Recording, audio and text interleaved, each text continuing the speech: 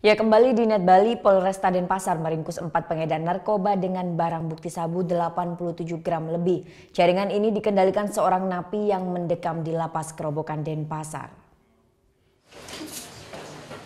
4 tersangka pengedar sabu ini ditangkap di lokasi berbeda oleh petugas Satres Narkoba Polresta Denpasar Kamis pekan lalu. Pengungkapan jaringan ini bermula dari penangkapan seorang tersangka berinisial PAW di tempat tinggalnya Jalan Pulau Moyo Denpasar. Polisi menemukan barang bukti 19 paket sabu seberat 87,39 gram di kamar mahasiswa sebuah perguruan tinggi swasta ini. Tersangka mengaku menerima barang haram tersebut dari seorang bandar berinisial KMK yang mendekam di Lapas Kerobokan Denpasar. Paket sabu ini berasal dari Bogor dan dikirim menggunakan sebuah jasa ekspedisi. Untuk mengelabui petugas, sabu disembunyikan di dalam paket sepatu. Atas pengakuan tersangka, polisi akan menyelidiki pengendali jaringan ini yang berada di dalam Lapas Kerobokan.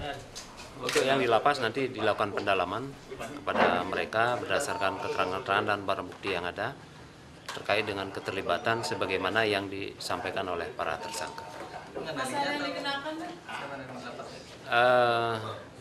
Barangnya berasal dari sana, gitu ya. Kita tidak bisa bilang mungkin begitu, tapi itu masih kita dalami karena kita belum melakukan pemeriksaan ke sana. Atas perbuatannya tersangka PAW terancam hukuman 20 tahun penjara karena melanggar pasal 112 ayat 2 Undang-Undang Nomor 35 Tahun 2009 tentang narkotika. Sementara 3 pengedar lainnya, MNK, PA, dan SBD yang barang buktinya lebih sedikit dijerat pasal 112 ayat 1 Undang-Undang Narkotika dengan ancaman hukuman 12 tahun penjara.